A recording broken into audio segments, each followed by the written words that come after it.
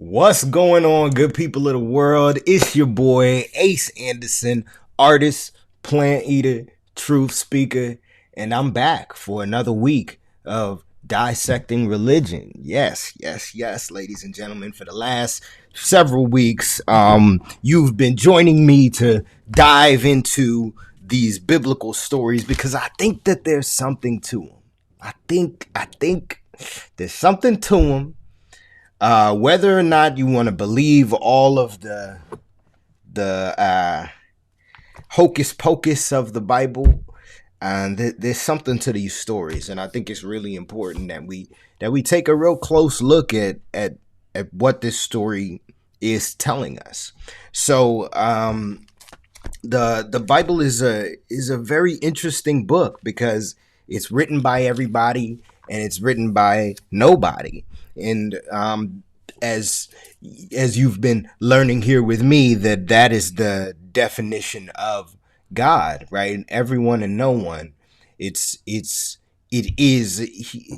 God is I am, right? So the ability to proclaim that I am, or I think therefore I am, makes you a God. And that is what God is. And God is the epitome of everyone on earth proclaiming I am, right? So the collection of that makes God what he is, and then allows us to be of that same spirit. Like, we have the same ability to articulate our purpose, articulate what we want. Animals can't do that, right? They can't state what they can't make a formulated argument and then go after it. And then, humans have that ability. They can proclaim they want something and then it exists. So that's what makes us gods. And so as we've been riding through the Bible, we have found that there is this narrative of the individual, right? Like, there's always a main character of some kind. And I think that that's interesting because there is something to being a main character that's right about life. Like, when you exist as though you are the main character, not that you're the center of the universe, but you're the main character, right? That puts a huge responsibility on you. And you want the responsibility to be on you. You want to have that level of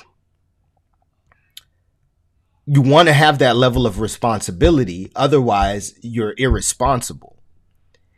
And if you're irresponsible, then you can't and don't deserve anything. You can't have anything and you don't deserve anything. Because you're irresponsible. You won't take responsibility. But if you have desires, then you have to take responsibility for the circumstances that you're in. Recognize that I am at point A and I want to be at point B. I can't get to point B by complaining about my circumstances at point A. I have to take responsibility that I am at point A and I am going to do whatever I can do to get to point B.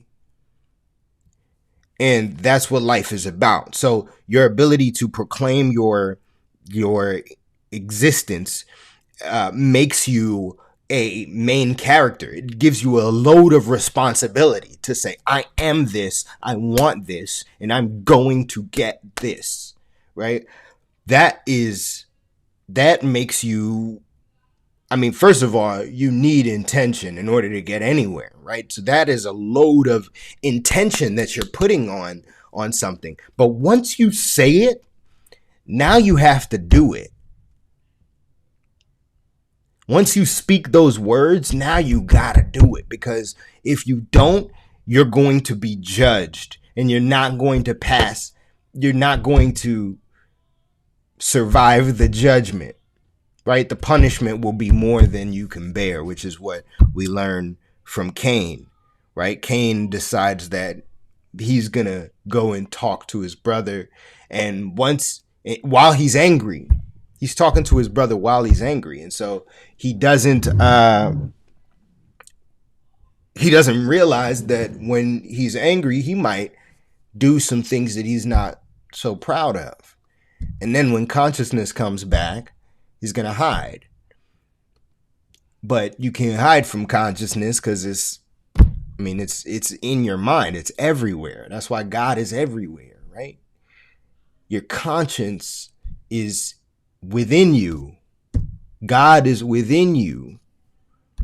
We learn this. We know this to be true. So when we talk about God, it's not some figure in the sky, right? We learn that. We know that. So we're going to put that to rest now. We're going to forget that God is this man in the sky, in the clouds, who, has a white beard. Like that's a great way to start formulating your understanding of God, but that's a shallow view of God, right?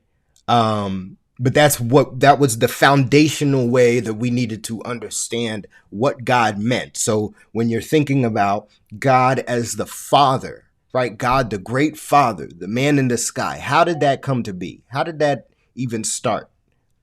You think about it, it's like we're trying to articulate what consciousness is, what this thing that's guiding us is. This thing that's guiding us is something that knows more than we do, right? And so if it knows more than we do, then it must be superior to us.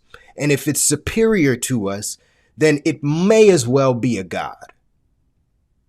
So that God, that superiority, that knows more than us, that is guiding us, right? We try to articulate that and explain to other apes and other monkeys what exactly that is. And we say, Father, old, man, bigger, just start to think about all the things synonymous with like future. They're trying to articulate what the future is. And over thousands of years, probably over millions, but definitely over thousands of years, we have been trying to come up with the proper words, right?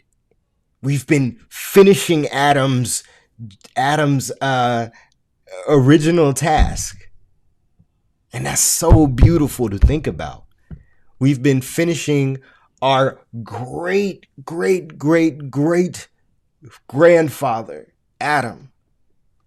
We're finishing his original job, which was to name things. Name the world, name the planet, name Earth, right? Come up with words. That was his job, to name things. And when you name things, you start to create things. You start to see things. And when you see things, then you can create things, right? Because you can use what you see to build. And so for thousands of years, we've been trying to come up with the words to describe everything. And we're still doing it. We're still working at it, right? It didn't, it's not like it's gonna just end, right? Like, okay, we've learned all the words now. We've learned all there is. No, it's not gonna stop, right? The only person who could possibly know where what the future holds is God, is someone who has a superior knowledge to us. And that superior knowledge to us is consciousness. And consciousness is God. So consciousness is the great Father. And consciousness is the same thing as Father Time. It's the same thing as the sun, right? The image of the sun, Horus, that is the Father, right? That's the guide. That's the light. Light is the future, right? Light is timeless. If you could move at the speed of light, you wouldn't age. Time wouldn't pass for you, right? So if you are light, complete light, which that is what God is. If you are light, then time stands still, so you could be at the beginning and the end. So you are Alpha and Omega. If you become light. So light, light literally is God. And darkness, the void, right? That is a God of its own. But that's the subordinate God. Yeah? That's the first God. That's the void that from which God creates everything from. So we have God the Father, right, is the Son, right? And the Son pulls everything, right? Its gravitational pull is so strong that it pulls all this matter into its orbit, right? And then with the proper mix of materials and matter, you get a planet that exists right where it's supposed to be. Right, not too far from the sun. Right? Because if it was too far from the sun, it would freeze. And not too close to the sun, because if it was any closer to the sun, it would burn. So, by happenstance, you can call it happenstance, or you could say it was destined, right? This planet made it right in the perfect spot, right, to create the garden of our solar system. So you could think of planet Earth as the Garden of Eden of the solar system. Yeah? And then you have this, and then on planet Earth, now on planet Earth, because you have this perfect balance, not too cold, not too hot. Now you can start to foster other things, right? There's this balance there. So other things can happen when there's balance. So the solar system, we could argue to say that the solar system is learning, right? Or light, because all there is light. There's no life. It's just light. The light is learning that with balance,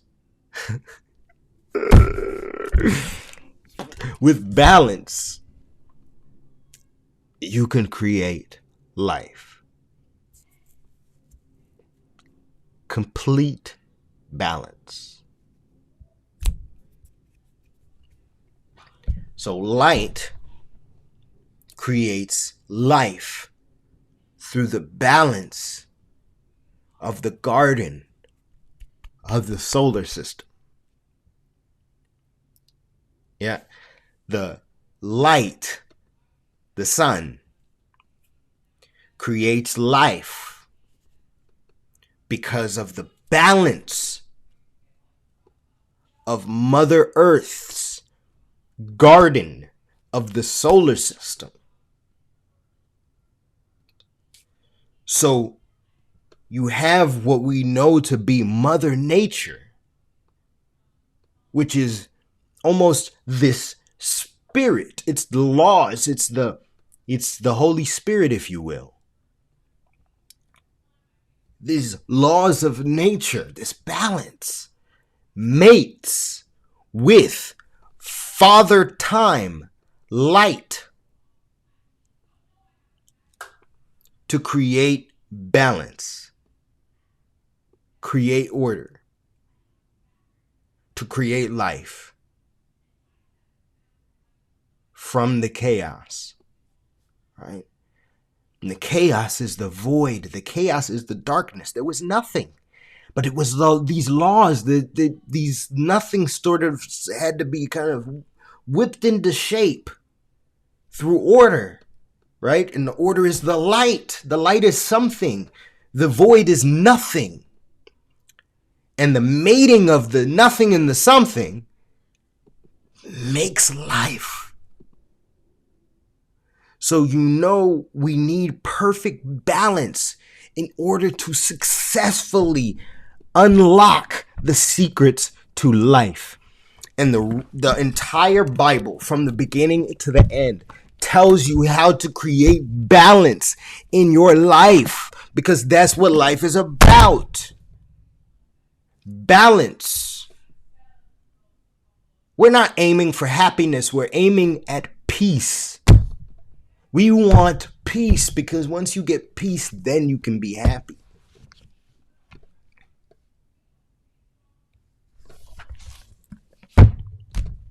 You got to have main character energy. You got to have an understanding that you are Jesus Christ. You are Jesus Christ. Yeah? You can proclaim that I am that. I am God. And then you have to take responsibility for being that God. You have to take ownership, just like Christ did. Take ownership of being that individual. The main character upon whom everything rests.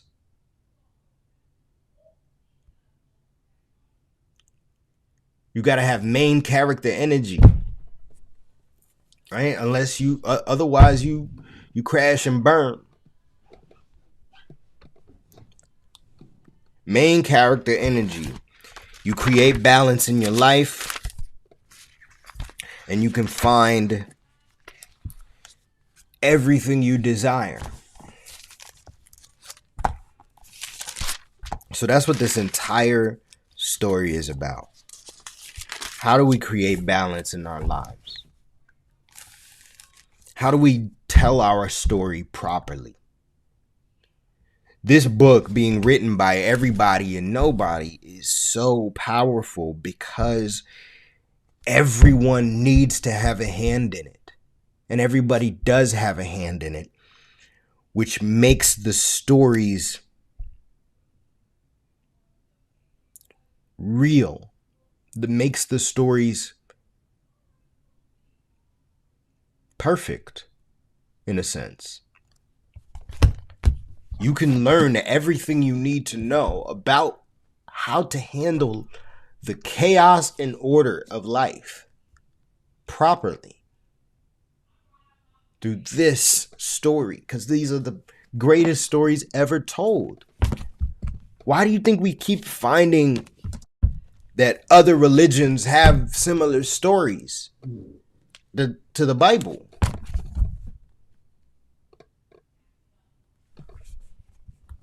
Because they're fucking great stories. They're the best stories we have. So why not put them all into one book? Right? Why not? Why not put them all into one book? Now we have it. Now we understand. And then put them in order. Meticulously put in order. The proper order that you can really discover how to unlock heaven. And how to safely avoid the gates of hell. It's all in this book, man. And it tells you right here. I mean, first it tells you how to be a god. This is... It tells you how to be God. Like, this is what God does before there's humans. He's just creating shit. No destruction. So if you want to proclaim that you're as good as God or you could do it better, then you first got to learn from this motherfucker, right? Creation. Just creation. And if you really want to learn from this motherfucker, maybe you should avoid creating men. Right? Because God keeps destroying all the men he creates in the Old Testament. because it's like these are bad, these are bad. Wipe these out, wipe these out. Every time we do wrong, it's like wipe those motherfuckers out, right? So we can learn from God's choices, because this is literally the choices of a God. This is what happens from beginning, and this is what's been happening for the last 3.5 billion years in the proliferation of life, and probably even longer than that.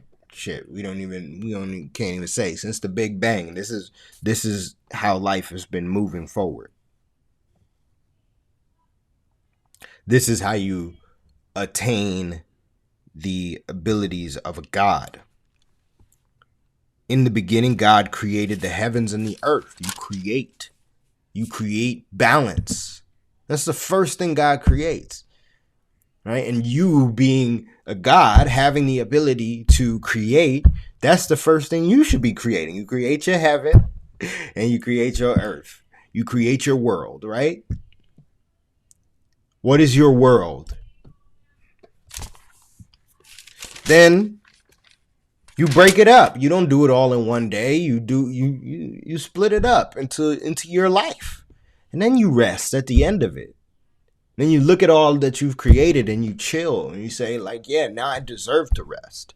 And I'm going to bless this moment, because like this is what we do when you open a building, like what is it?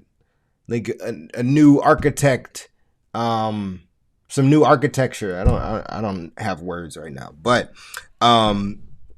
you have a ceremony. You celebrate the opening, right? You also celebrate the groundbreaking. But you can celebrate all of these steps. You do it in steps. So that's what happens. You bless the day that you rest. You bless the day that you can now look back at all you've created and proclaim that it's good, because you stayed true to your word. You said you wanted something to happen, and then you made it so. Teaching you how to be a God. And then you got to have main character energy, right? Because God is calling on main characters throughout this whole thing, right? There's no real main characters. We kind of skip through all the way when we get to Genesis chapter 5, right? Because now we're skipping through generations, so a lot of time is passing, right? And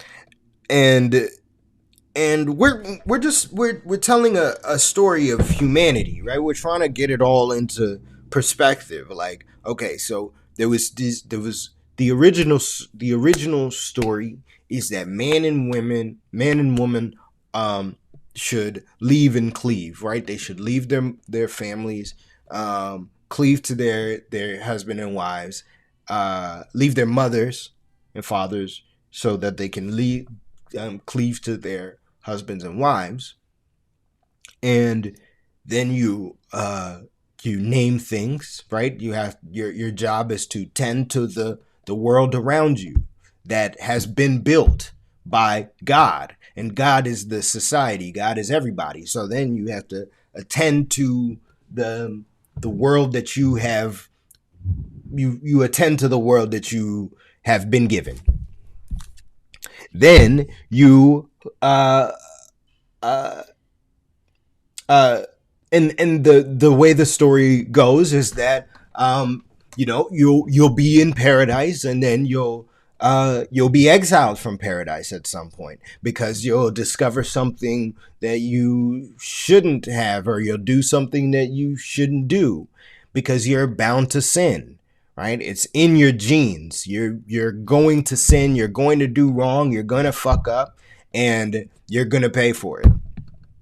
Right? That's the story. That's the way the story goes over and over and over and over and over again. Right? And then you may have rivals, or siblings. You might have, and those rivals could be your siblings. Those rivals could be your classmates. Those rivals could be your colleagues. And you could become arrogant and self-absorbed and frustrated with your rival's success over yours, as Cain does with Abel, and you could rise up against them, and there's a danger in that. You could seek to punish them, right? And your seeking punishment with them means that you will now you're engaging with the devil, right? You're engaging with this darkness, and you could rise up. There's danger in that, right? So there's this warning. These are the fundamental stories of human beings. This is your story, right? These are the lessons that you need to understand in order to understand life, and we're teaching you them in order, right? So the first thing we learn, chapter 1, balance. We need balance to create everything, and you have to do it systematically when you create stuff. You can't just like snap your fingers like Thanos, right? And then chapter 2, we learn of the creation. We get Adam and Eve, and we learn how man and woman should exist and what they should be doing on this earth. This is what you should be doing, right? You should exist in life with balance, and you should have a person or a partner or somebody, or a best friend, and there's a balance to that, right? We go through life 2 by 2, yeah, and it doesn't, and yes, there's a balance to that. So we talk about how you should be, what you should be doing on earth, right? And then the fall, and it's like sin is introduced. Yeah, so now we sin, and this is also a story that you should understand. And then it's the fratricidal brothers. Yeah, so that it could be your family, it could be anybody, and you got to be careful with that, right?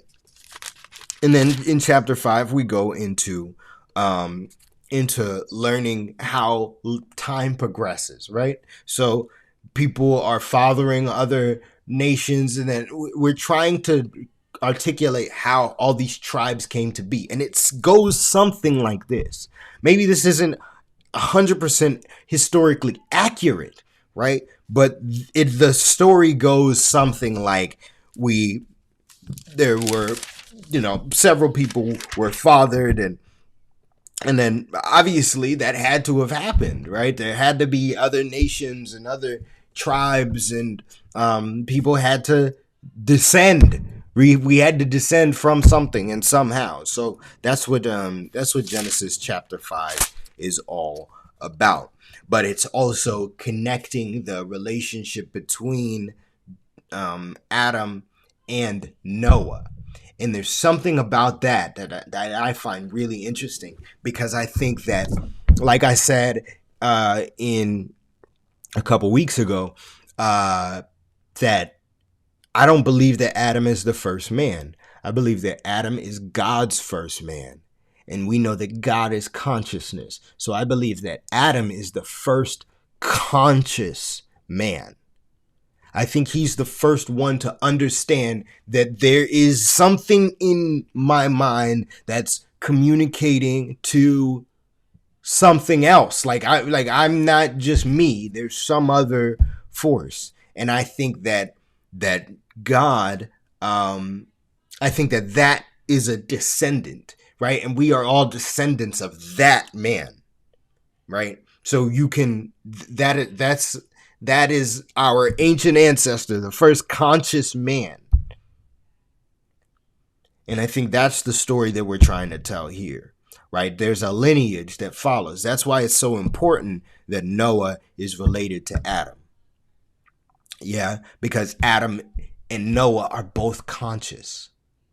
They're both aware. They both have this ability to communicate with their consciousness and not just act off of their own biology.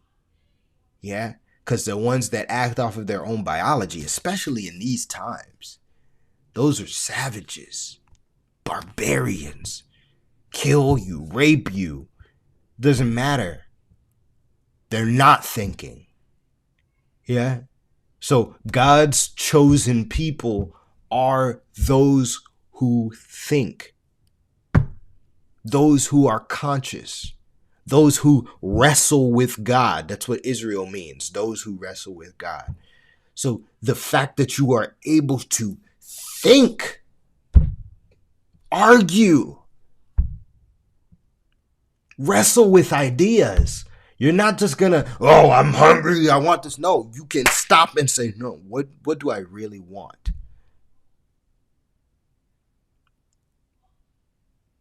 And how can I get it? With minimal necessary force.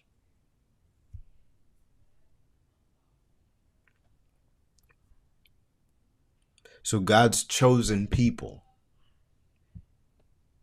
is Israel. Israel, meaning those who wrestle with God. Those who wrestle with consciousness.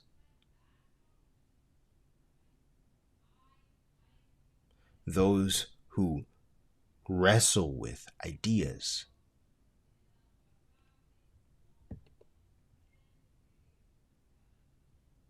We must be conscious. And we are all descendants of consciousness, right? We're descendants of thinkers, right? Not the apes that just were savages, right? I mean, and some, our ancestors still had to be, because you're working against fucking life. Life is brutal. Especially back before running water. I'm so thankful I live in a time with running water.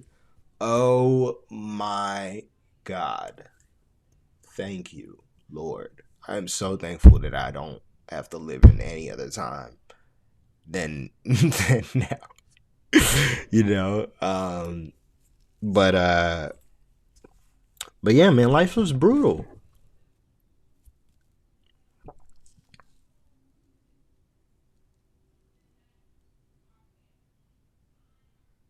We got to be thinkers. That's the importance of life. That's the important factor. We got to think. You have the ability to think. How dare you not think? And a step further from thinking is speaking. And then after speaking comes acting.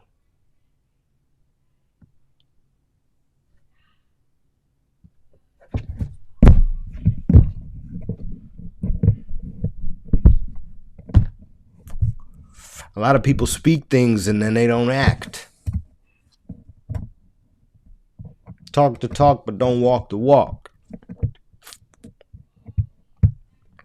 When Adam and Eve eat the apple, God punishes them by saying, oh, I see, you're trying to be me. Well, it costs to be the boss. I ain't get it for free.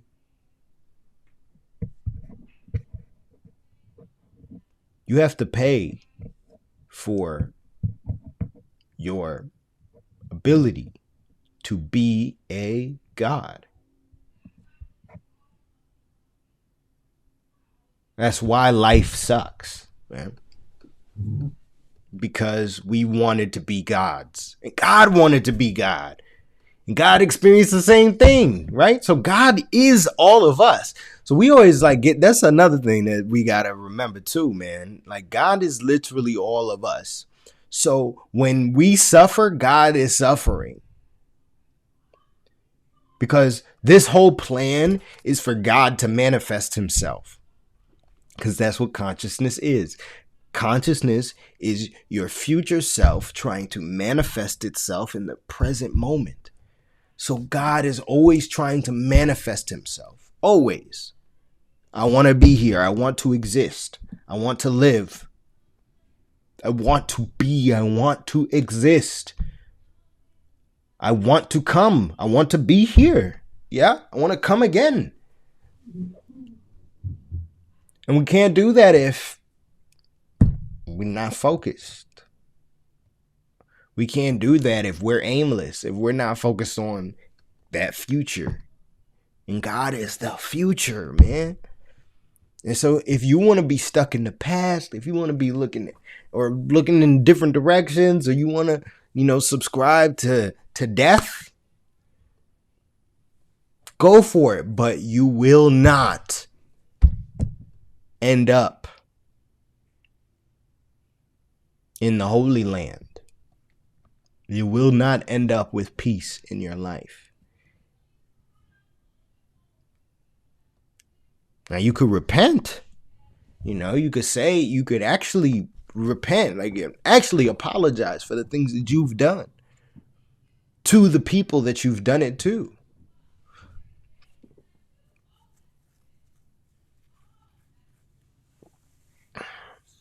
And then that will set you free. But only if you really mean it. So,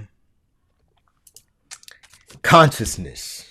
That's what we're learning in this chapter, Genesis 5, is that consciousness has a lineage. Yeah.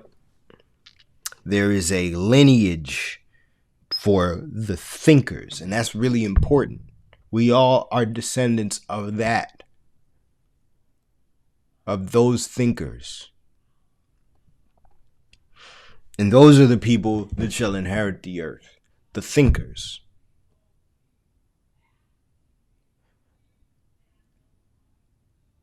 When people talk about God's chosen people, man, I think it's funny. A lot of people want to make it seem like it's about race, or it's about,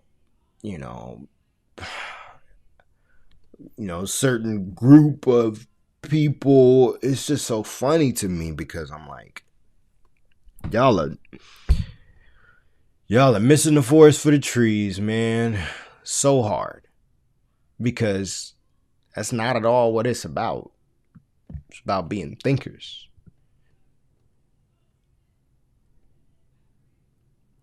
People who are willing to wrestle with consciousness.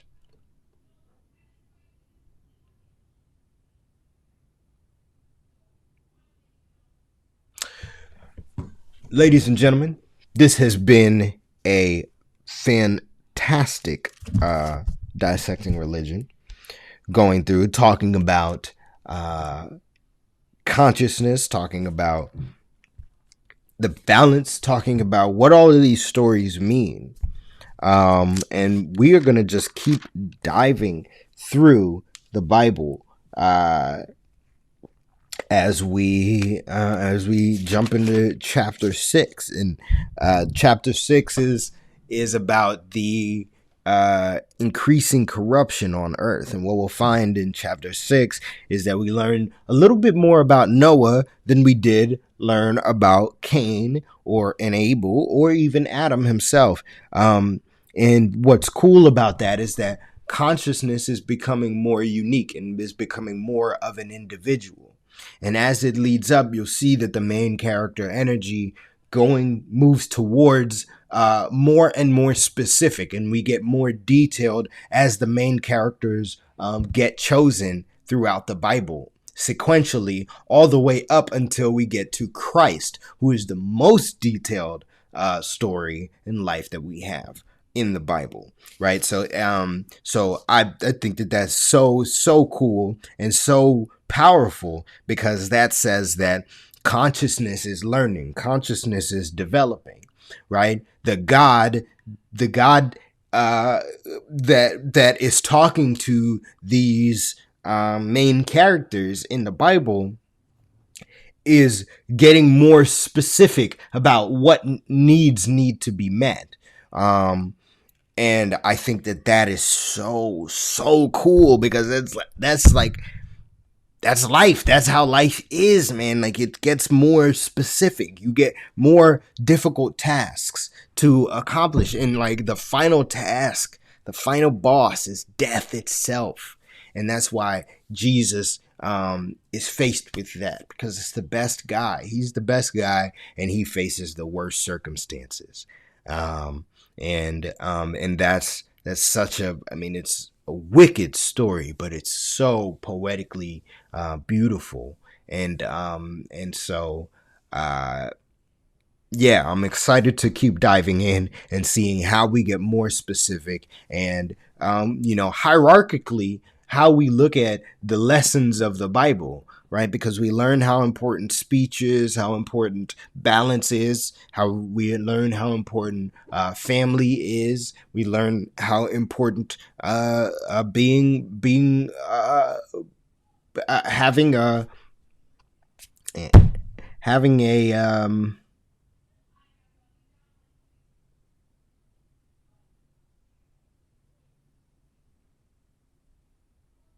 having boundaries for dealing with the snake, for dealing with the snakes in your life, because they can be really tempting to make you do things that you will not be proud of at the end of the day. But anyhow, ladies and gentlemen, thank you so much for joining me on another episode of Dissecting Religion. We'll be back with chapter 6 next week. And be sure to check us out tomorrow on Devil's Advocate, as we'll be announcing our release party coming for the Devil's Advocate, March 16th, my 30th birthday. You've been seeing on the cue right here. This is what's dropping. My 30th birthday. Be prepared. The music is so dope. And I'll see you guys next week. Peace.